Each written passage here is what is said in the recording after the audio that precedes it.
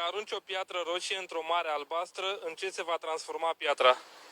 Tot în piatră rămân. Piatră roșie, normal. O piatră roșie, nimic. Spoică. Unde-i brânza cu smântână moțato? Se pare că am față de GPS. De unde să știu eu? Doamne, ce oameni! Țigani! Telefone! Vă spun cu ce m-am spălat aseară pe cap. M-am spălat cu Shondels. Sincer, foarte tare șamponul ăsta, Shondels, e foarte tare, uitați și păr moale.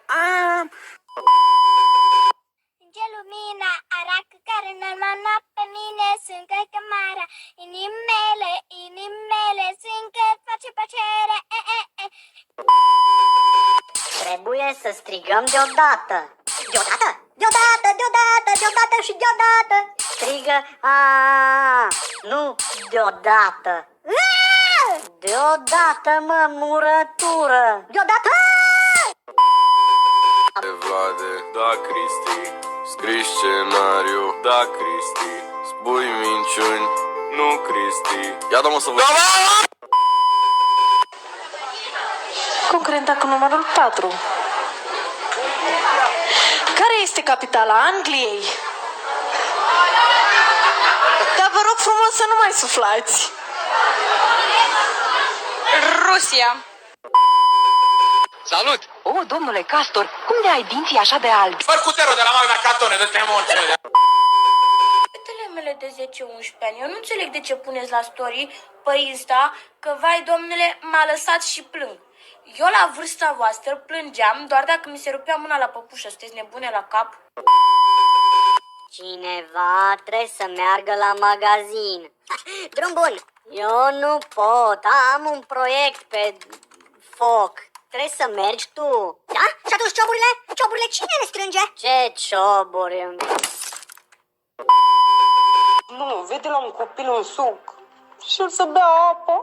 Nu vreau. Eu toți banii o să le dau la copil. Deci nu apă. Deci chiar nu mai pot să citesc. În engleză, boyfriend, în spaniolă, novio, în română, iubit, în realitate, nimic. Du-mă la Mac. Du-mă la Mac. Du-mă la Mac, nu zic de 2 ori! Domnișoara, nu te supărai să-mi dai și mie un foc. Ce, mă? Scuze, frate. Ce-ți place cel mai mult? Să mă plimb, să mă distrez, să mă dau cu mașinițele. Focă. Focă. Focă dormi. Focă dormi. Nu. Ascult cum stă cearșaful pe saltea. Normal că dorm, nu vezi. Nu, că e întuneric. Să prind lumina. Vii să-mi citești o poveste. Fă ca o cigașă dacă vrei. E de groază? Încă nu. Pot, te rog frumos să stau aici dacă fac liniște. De ce? Îmi place să mă uit cum dormi liniștitor. Ioti, am pregătit aici orez cu lapte. Vezi? Din mafia noastră, eu te-i pe toți nepoții mei. Uite. Ok.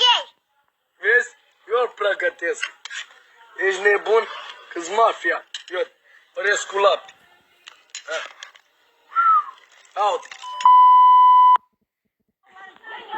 Uite.